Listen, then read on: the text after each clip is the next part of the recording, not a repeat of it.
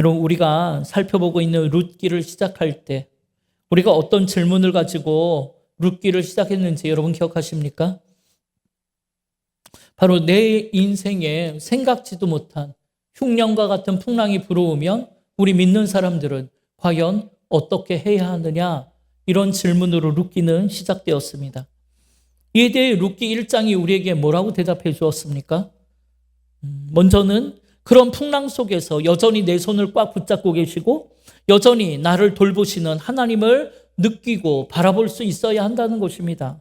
그리고 그런 하나님의 사랑 속으로 더 깊이 들어가야 한다는 것이죠. 왜냐하면 요한일서 4장 18절에 하나님의 사랑 안에 있을 때 우리 안에 있는 모든 두려움을 이겨낼 수 있고 하나님의 사랑이 내 삶의 두려움을 쫓아낸다라고 말씀하셨기 때문입니다. 다시 말해 하나님의 그 깊은 사랑, 그러니까 십자가의 은혜와 사랑을 체험하기만 하면 풍랑의 세상 속이라도 샬롬의 평강을 누리게 되고 내 삶의 모든 불안과 두려움에서 자유하게 된다는 거죠. 그렇게 풍랑 속에서 우리가 믿음으로 정신을 차리고 나면 그 다음에 생각할 게 뭐냐면, 그럼 과연 하나님께서는 이런 풍랑 속에서 내가 어디로 가기를 원하시며 어떻게 살기를 원하시는지를 깨닫고 그 말씀의 빛을 따라감으로 믿음으로 이 풍랑을 헤치고 나아가야 한다는 것입니다. 그런데 여러분, 너무나 안타깝게도 엘리멜렉과 나오미는 생각지도 못한 흉년을 만났을 때 하나님을 바라보지 못했고 스스로의 힘으로 행복을 이루려고 모압 땅으로 피난을 갔고 결국 거기에서 모든 것을 잃고 나서야 나를 붙들고 계신, 나를 돌보시는 하나님을 바라보게 된 겁니다. 이에 나오미는 하나님이 이스라엘 백성들을 돌보시사 그들에게 양식을 주셨다는 소식이 그녀에게 복음이 되어서 하나님의 돌보심이 있는 땅, 텅 빈 나를 채우시는 임마누엘의 축복이 있는 베들레헴 땅으로 돌아오게 된 거예요. 그런데 여러분, 그렇게 2장의 이야기로 넘어온 룻기는 이제 우리에게 두 번째 질문을 던지는데요. 그것이 뭐냐면, 그렇게 은혜 가운데 우리가 회복되고 그래서 오직 하나님만 바라보고 하나님만 의지하며 믿음으로 살겠다고 결심했지만 그럼에도 우리의 인생에 아무것도 달라진 것이 없다면, 나아진 것이 없다면, 그래서 여전히 먹고 살 길이 막막하고 육신은 병들고 사업은 어렵고 시험에는 떨어지고 취업도 안 되고 심지어 이삭을 주어 생계를 유지해야 하는 천대받는 자리까지 내려갔다면 과연 그럴 때 우리 믿는 사람들은 어떻게 할 거냐고 묻는 거예요. 만약 여러분이 그런 상황이라면 여러분 과연 그럴 때 여러분은 어떻게 하시겠습니까? 하나님이고 뭐고 이젠 다 필요 없고 다시금 내가 판단하고 내가 계획해서 내 힘으로 행복을 이루고자 애를 썼던 그 옛날의 공허한 인생으로 돌아가실 겁니까? 여러분, 그럴 수는 없지요. 여러분, 그럴 때 우리는 자기를 부인하고 자기의 십자가를 지고 우리를 인도하시는 하나님을 따라가야 한다는 거예요. 그런데 여러분, 그게 쉽지 않습니다. 왜냐하면 하나님은 우리가 그렇게 매달리며 기도했는데도 그렇게 기도하는 내 삶의 어려움에는, 내 삶의 문제에는 관심이 없는 것처럼 자꾸만 엉뚱한 길을 이야기하시고 엉뚱한 보아스 이야기를 하시기 때문입니다. 그럼 여러분, 하나님이 왜 자꾸 그런 엉뚱한 이야기를 우리에게 하신다고 했습니까? 여러분, 그거는 내가 판단하고 내가 주관하던 인생에서 이제 믿음으로 살기로 작정했으면 이제는 하나님이 내 삶의 주관자라는 것을 깨닫게 하시려는 거예요. 그래서 그걸 깨달았다면 이제는 나를 향한 하나님의 놀라운 꿈과 계획에 귀를 기울이는 삶을 살아야 합니다. 나보다 나를 더 잘 알고 계시는 하나님, 나를 향해 놀라운 계획을 가지고 계시는 하나님께 내 삶의 운전대를 온전히 내어드려야 한다는 것입니다. 그럴 때 설령 하나님께서 이삭 줍는 천대받는 삶으로 우리를 몰고 가시더라도 거기에 하나님의 뜻과 섭리가 있다는 것을 신뢰하고 하나님의 인도하심 앞에 한치의 주저함도 없이 믿음으로 순종해야 한다는 것입니다. 그럴 때 전능하신 하나님께서는 결국 그곳을 시작으로 텅 빈 우리의 인생을 차고 올라 넘치도록 채워주시는 줄 믿습니다. 이것이 바로 하나님의 은혜요, 하나님의 섭리 아니겠습니까? 사랑하는 여러분, 오늘 우리에게 이런 하나님의 은혜와 섭리가 가득하시기를 주님의 이름으로 축원합니다. 그럼 여러분 이렇게 아무것도 나아진 것이 없는 상황 속에서 내 삶의 주관자이신 전능하신 하나님께 내 삶의 운전대를 맡겨드렸다면 여러분 룻기 2장은 우리에게 그 다음 이야기를 하는데요. 이제 이 땅에 허망한 것은 바라보지 말라라는 거예요. 쓰고 없어질 세상 것을 가지려고 꿈꾸지 말고 그런 세상을 향한 하나님의 꿈, 더 정확하게는 나를 통해 세상에 이루실, 나를 통해 이 가정에 이루실, 나를 통해 이 캠퍼스와 일터와 열방에 이루실 하나님의 꿈을 꾸기 시작하라는 것입니다. 그럴 때 우리의 인생은 나만 먹고 배부른 인생에서 그치는 게 아니고 나를 통해 우리의 가족이, 나를 통해 우리의 이웃이 먹고 배부르는 차고 흘러 넘치는 인생, 보아스처럼 한 시대에 귀하게 쓰임받는 인생이 된다라는 것입니다. 여러분 이제 룻과 나오미는 보아스를 통한 하나님의 은혜 가운데 먹고 사는 문제는 일단락 해결을 했습니다. 여러분 처음 모압에서 돌아왔을 때는 빈털털이었어요. 텅 빈 인생으로 돌아왔는데 2장에서 보아스를 만나고 나서부터는 먹고 사는 것은 걱정하지 않아도 될 정도로 풍족함을 누리게 됐어요. 그래서 룻기 2장 14절에 보면 룻은 늘 배고픈 가운데 줄임배를 움켜잡고 살았는데 처음으로 볶음곡식을 배불리 먹고 남는 인생을 살게 되었다는 거죠. 그러면서 오늘 보면 18절에 보면 그 남은 것을 가지고 그 거둔 것을 가지고 시어머니를 섬길 수 있게 됐다라는 거예요. 그리고 그 앞에 17절에 보면 룻이 밭에서 이삭을 주운 게 한 에바쯤 되었다고 합니다. 여러분 여기에서 한 에바는 20리터 정도예요. 당시에 성인 남자가 하루에 0.5리터 정도의 곡식을 먹었다고 하니까 20리터면 나오미와 룻이 아마 몇 주 동안은 걱정 없이 지낼 수 있는 엄청나게 많은 곡식을 거두어 왔다는 거예요. 이렇게 그들은 하나님의 은혜 가운데 점점 풍족함을 누리게 되었고 그 삶도 안정감을 누리게 된 겁니다. 그런데 여러분 바로 이때가 정말 중요한 때라는 것을 기억하시기 바라요. 우리도 물질의 어려움을 겪거나 내가 육신의 괴로움을 당할 때 또 가정의 문제로 어려움을 겪다가 그 문제가 해결될 때가 있죠. 그 문제가 해결되었을 때가 정말 중요한 때라는 것을 기억하셔야 돼요. 왜냐하면 문제가 해결된 게 우리 하나님의 은혜이긴 하지만 하나님께서 그 문제를 해결해 주신 것은 그저 세상에서 배불리 먹고 세상의 풍요를 누리기 위해서 그 문제를 해결해 주신 것은 아니기 때문입니다. 그럼 하나님이 은혜 베푸신 목적이 무엇입니까?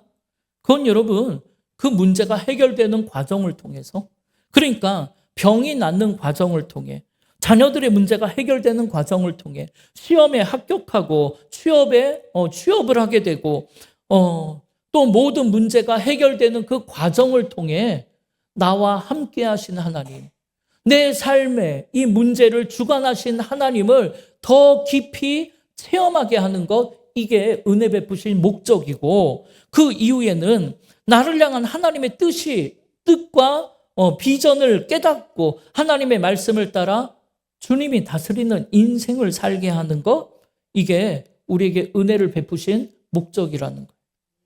그런데 우리는 내가 기도하던 그 문제가 해결되는 것으로 목적을 이루었다고 생각을 해요. 그래서 여기가 좋사오니 초막 셋을 짓고 거기에 그냥 주저앉아서 더 이상 기도도 안 하고 말씀도 안 읽고 헌신도 봉사도 멈추고 신앙의 진보를 이루어내지 못한다면 그것이야말로 이 문제를 해결하도록 은혜 베풀어 주신 하나님의 뜻과 목적을 완전히 벗어나는 거예요. 따라서 여러분이 믿음의 자리로 돌아오셔서 비록 아직은 아무것도 변한 것이 없는 인생이지만 그래도 내 마음에 평안을 얻고 기쁨을 누리며 더 나아가 문제도 해결되고 은혜라는 걸 받으셨다면 여러분 거기에 안주하시면 안 됩니다. 거기에서 신앙의 걸음이 멈춰서는 안 돼요. 그것은 이제 시작에 불과하다는 것을 기억하고 나를 향한 하나님의 꿈과 비전에 귀를 기울이시는 삶을 살아야 하는 겁니다. 이게 우리가 잘 아는 말씀 시편 81편 10절에 보면 하나님 뭐라고 하십니까? 읽어보겠습니다. 나는 너를 애굽 땅에서 인도하여 낸 여호와 내 하나님이니 내 입을 크게 열라 내가 채우리라. 아멘.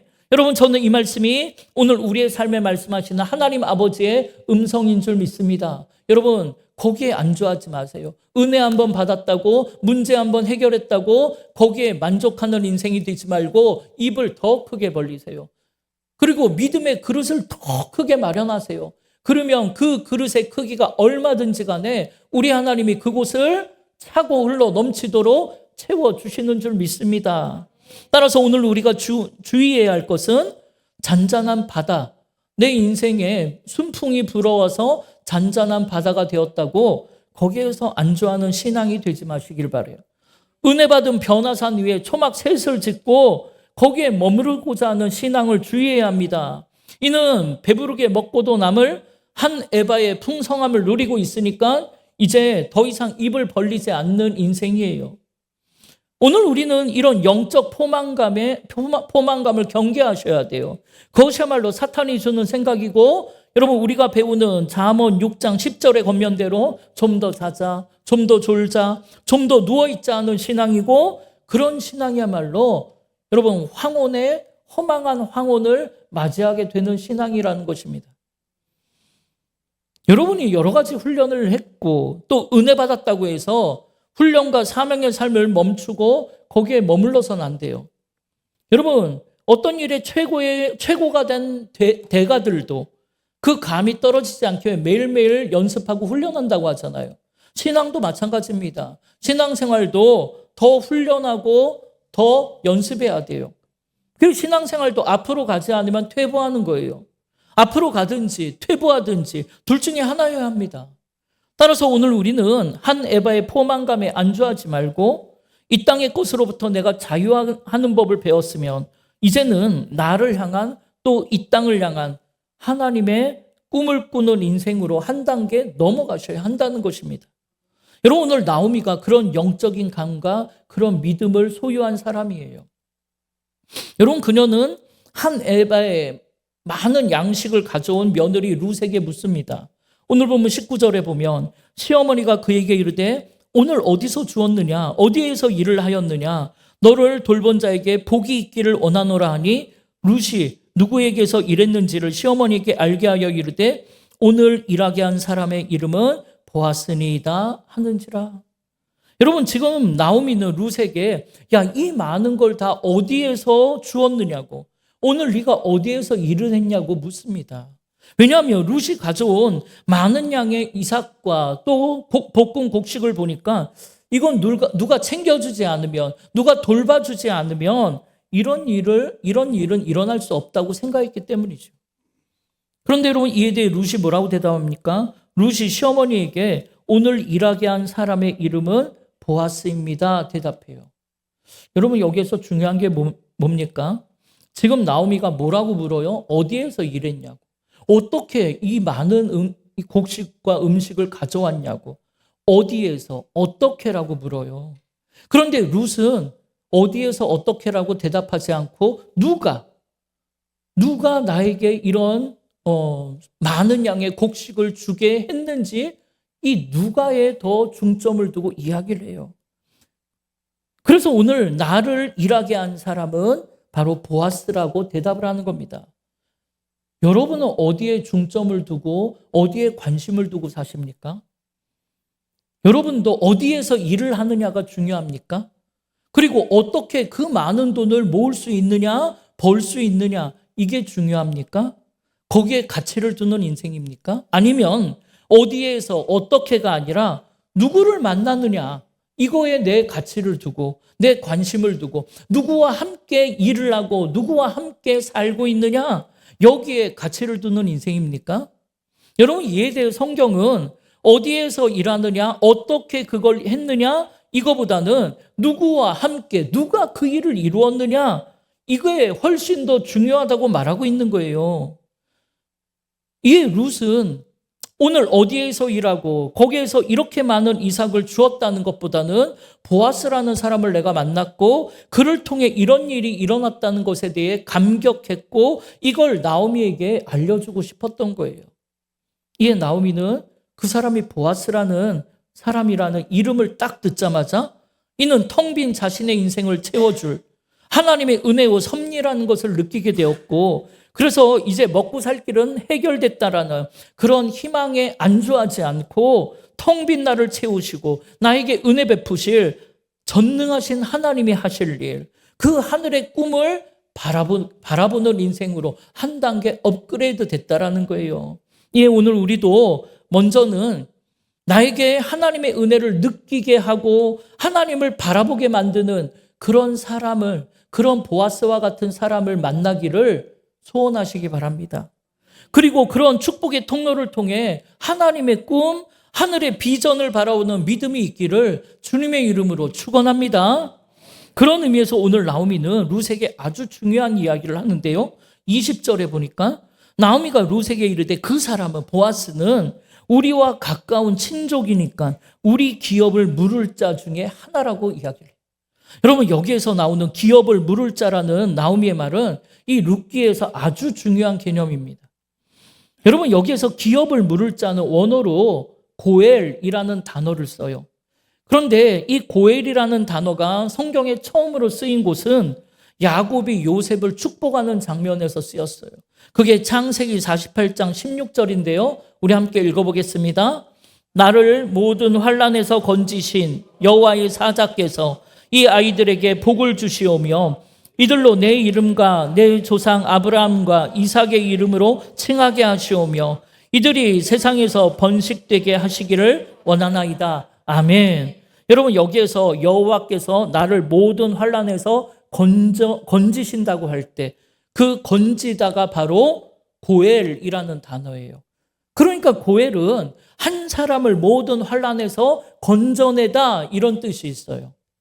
여러분, 이 뜻을 하나님께서는 율법에 정해 놓으셨어요. 고엘 제도라고.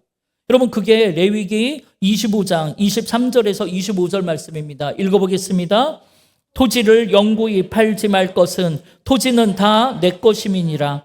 너희는 거류민이요 동거하는 자로서 나와 함께 있느니라.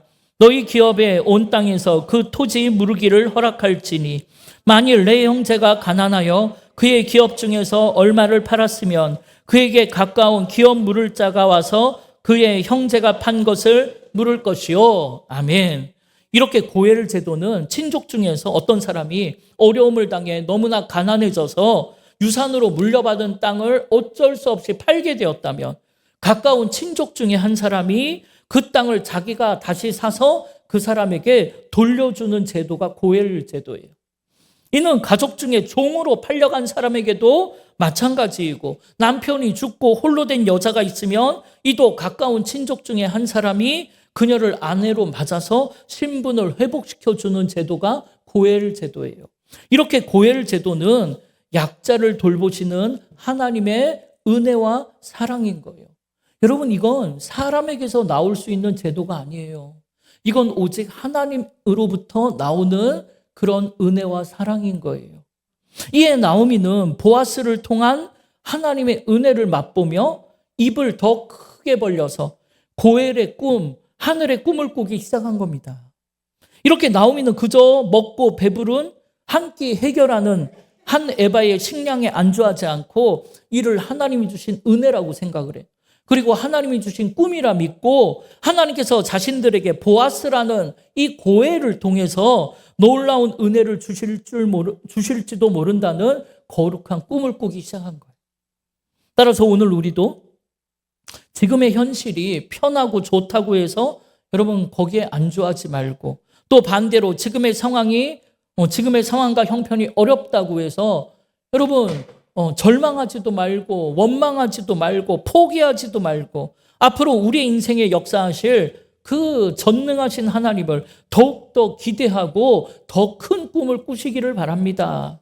이를 위해 나오미가 룻을 통해 고엘이 되는 보아스를 바라보는 것처럼 오늘 우리도 우리에게 진정한 고엘이 되시는 예수 그리스도를 바라보시기를 바랍니다. 여러분, 고엘이라는 말이 모든 환난에서 건져낸다는 말이라고 했잖아요. 그런데 그 말을 문자 그대로 해석을 하면 모든 악에서 건져내다라는 뜻이래요. 그러니까 우리에게 고엘이라는 것은 우리를 모든 환난과 죄악 가운데 건져내 주시는 예수 그리스도를 말하는 것 아니겠습니까? 그래서 자기가 자기 인생의 주인 노릇하면서 선악을 내가 판단하며 하나님의 형상, 하나님의 호흡을 다 잃어버린 채 죄악된 세상에 묶여 숨막히게 살아가던 우리를 위하여 우리의 고엘이 되시는 주님께서 그 죄값을 대신 치러주심으로 우리를 숨쉬며 살게 해주신 것 아닙니까? 이에 우리는 우리를 구원하시는 그 십자가의 은혜, 그 고엘의 주님을 기억해야 하고 이제는 그 은혜 안에 안주하지 말고 나를 향한 하늘의 꿈을 꾸는 인생이 되시기를 바랍니다. 이렇게 우리의 인생의 궁극적인 목적과 꿈은 그저 한 끼 배부르게 먹는 게 우리의 목적과 꿈이 아니에요. 하나님은 룻을 통해 정말 놀라운 꿈을 꾸고 계세요. 왕이 없어서 자기 소견에 오른 대로 선악을 자기가 판단하던 이 사사시대에 정말 모압 여인, 비천한 룻을 통해 다윗이 태어나게 하시고 그 족보를 통해 우리를 모든 죄악과 환난 가운데 건져내시는, 그러니까 우리의 고엘 되시는 예수 그리스도가 태어나게 하는 놀라운 하나님의 꿈을 시작하신 거예요. 그리고 이 놀라운 꿈을 한 에바의 은혜에 안주하지 않고 고엘의 꿈을 꾸는 이 나오미와 룻을 통해 시작하셨다는 겁니다. 따라서 오늘 우리도 우리의 삶이 배불리 먹게 되었고 시험에 합격하고 취업이 되고 세상 문제 해결되는 것이 끝이 아니에요.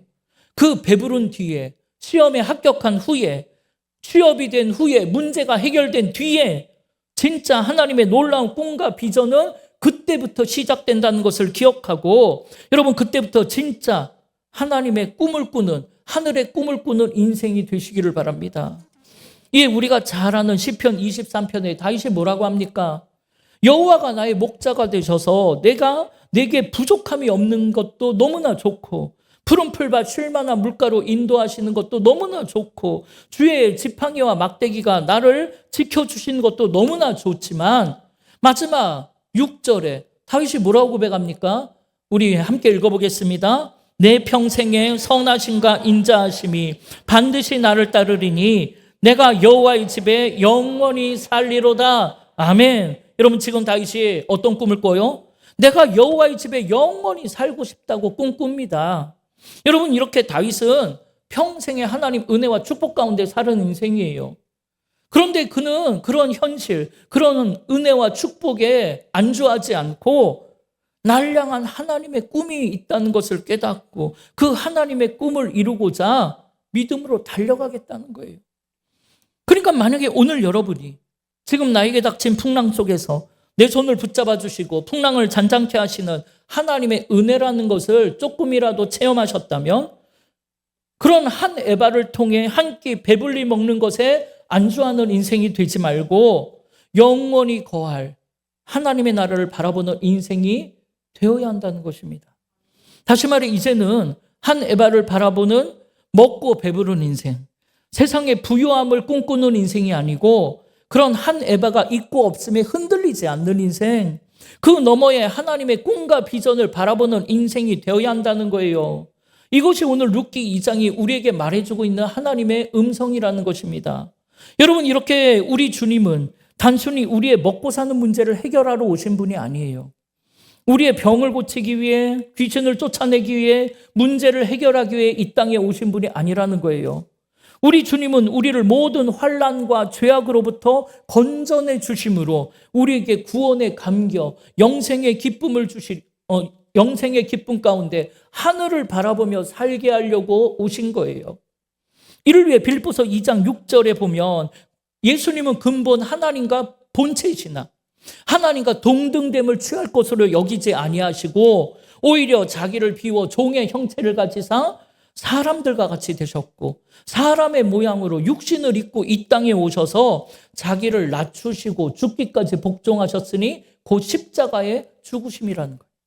그래서 그런 십자가의 은혜와 사랑으로 오늘 우리에게 조금 더 많은 돈을 가지려고 애를 쓰는 우리에게 조금 더 좋은 것을 먹고 조금 더 좋은 집에 살고자 그렇게 세상 앞에 쩔쩔매며 살아가는 우리의 인생이 세상으로부터 자유한 인생 만들어 주셨다라는 거예요.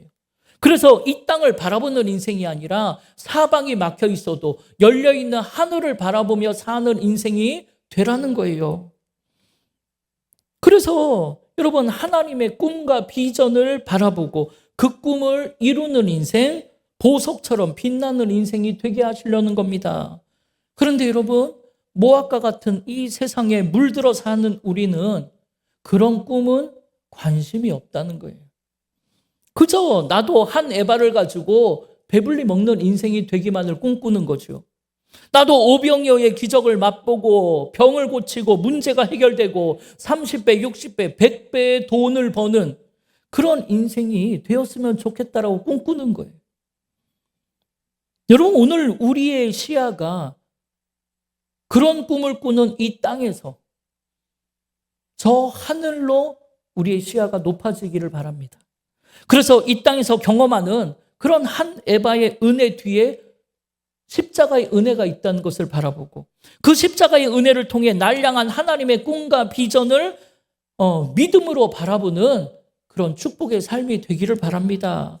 그렇다면 여러분을 향한 하나님의 꿈이 있겠죠. 놀라운 계획이 있겠죠. 그게 뭔지 여러분은 아십니까? 나를 향한 하나님의 꿈이 무엇인지 여러분은 알고 계시냐라는 거예요.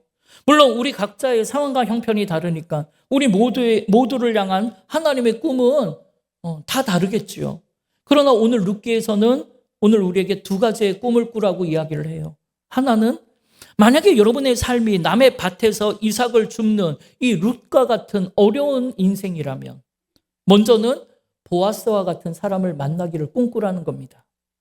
그러니까 하나님의 은혜를 느끼게 해주는 사람, 하나님을 바라보게 하는 보아스와 같은 사람과의 만남을 꿈꾸시기를 바랍니다. 그래서 그 사람을 통해 나를 모든 환난에서 건져주실 예수 그리스도를 느끼고 만나는 인생이 되기를 바랍니다. 그래서 거기에서부터 시작해서 한 에바의 축복을 누리는 인생이 되기를 바랍니다. 이를 위해 지금은 스디스 마라의 인생이지만 그런 나의 인생을 원망하지 말고 불평하지 말고 비록 아무것도 변한 게 없어도 하나님의 섭리와 인도하심이 있다는 것을 믿고 그 삶 속에 열심히 이삭 줍는 삶을 시작하라는 거예요. 그럼 거기에서부터 하나님의 놀라운 은혜와 섭리, 하나님의 놀라운 꿈이라는 게 시작되는 줄 믿습니다. 또 한편으로는 내가 밭을 소유하고 있는 안정된 보아스와 같은 인생이시라면 세상에 매여 모든 것을 잃고 텅 빈 그런 인생들 앞에 그저 예수 믿으며 교회 다니며 나처럼 복 받는다? 이렇게 말하는 인생이 되지 말고 그들의 필요를 공급하는 그런 인생이 되기를 꿈꾸시기를 바랍니다. 내 것을 하나님이 주신 것이라 믿고 정말 그 은혜와 사랑, 그들의 필요, 그들에게 필요한 빵 하나를 풍족하게 나눠주는 그런 인생이 되기를 꿈꾸시기를 바라요. 그래서 그들에게 우리의 삶을 통해 예수님을 느끼게 해주고 예수님을 만나게 해주는 인생이 되기를 꿈꾸시기를 바라요. 이를 위해 우리의 삶이 그리스도의 향기가 나야죠. 교회는 다니는데 악취가 나면 되겠습니까? 그리스도의 향기가 나는 인생, 우리가 예수를 증언해 줄 수 있는, 전해 줄 수 있는 복음 자체가 되게 해달라고 꿈꾸시기를 바라요. 이를 위해 여러분 소외된 이웃을 찾아가는 인생이 되어 그들의 필요를 공급하는 삶을 사시기를 바랍니다. 하나님 나라의 정의를 외치는 인생이 되시기를 바랍니다. 도움이 필요한 자들에게 작은 예수가 되어서 그들에게 필요한 빵 하나를 공급하며 생각지도 못한 은혜와 사랑을 베푸는 그런 인생이 되게 해달라고 기도하며 꿈꾸시기를 바랍니다. 이것이 우리를 향한 하나님의 꿈인 줄 믿습니다. 이에 이번 한 주간 여러분 그저 세상에 먹고 사는 문제 한 에바에 만족하며 안주하지 말고 더 크게 입을 벌려서 더 큰 믿음의 그릇 마련해서 하늘의 거룩한 꿈을 꾸는 인생이 되어서 나를 통해 우리 가정을 향한 하나님의 꿈, 나를 통해 이루실 우리 교회를 향한 하나님의 꿈, 나를 통해 캠퍼스와 일터와 열방을 향한 하나님의 꿈을 다 이루는 간증의 주인공, 기적의 주인공이 되기를 주님의 이름으로 축원합니다. 우리 시간 함께 결단하며 주보에 있는 찬양 함께 하기로 해요. 이 찬양 드릴 때 여러분 하나님의 그 거룩한 꿈이 나의 꿈, 나의 비전이 되는 은혜가 있기를 바랍니다.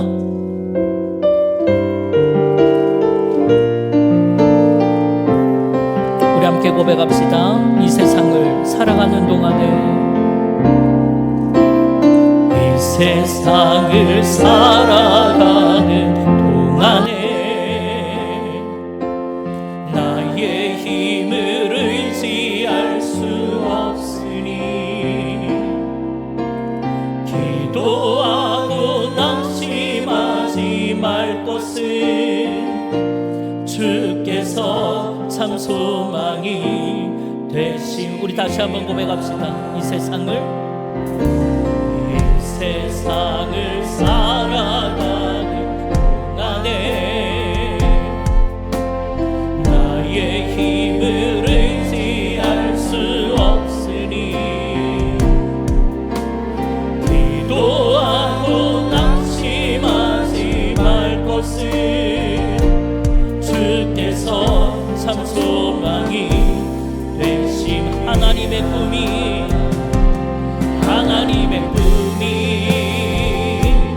나의 비전이 되고 예수님의 성품이 나의 인격이 되고 성령님의 권능이 나의 능력이 되길 원하고 바라고 기도. 주의 길을 걸어가는 동안, 주의 길을 걸어가는 동안에 세상의 것 의지할 수 없으니 감사하고 낙심하지 말 것은 주께서 참 기쁨이 되심이. 하나님의 꿈이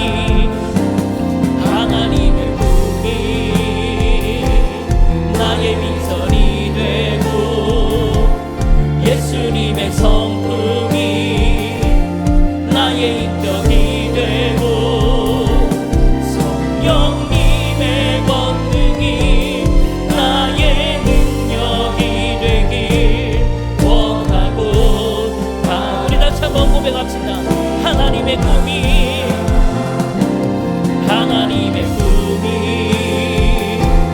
나의 비전이 되고 예수님의 성품이 나의 인격이 되고 성령님의 권능이 나의 능력이 되길 원하고 바라고 기도합니다. 우리 이 시간 함께 합심으로 한번 기도할 텐데요.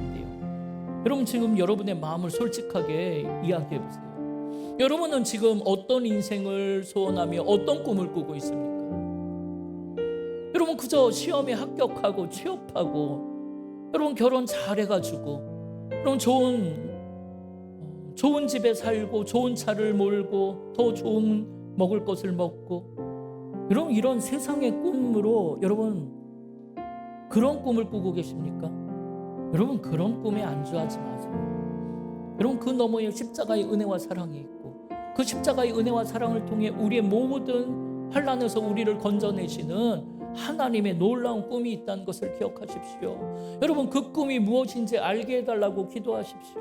하나님, 날 향한 꿈을 깨닫게 해달라고, 날 통해 우리 가정에 이루실 꿈, 날 통해 교회에 이루실 꿈, 날 통해 이 캠퍼스와 일터와 열방에 이루실 하나님의 거룩한 꿈을 하나님 내가 느낄 수 있게 해달라고, 깨달을 수 있게 해달라고, 그리고 그 꿈을 깨닫는 것에 그치지 말고 그 꿈을 이루는 인생 되게 해서 하나님, 나도 한 시대 멋지게 쓰임받다가 하나님께 가게 해달라고. 우리 이 시간 주의 이름을 한번 부르며 거룩한 꿈을 깨닫기 위해 합심으로 기도하겠습니다.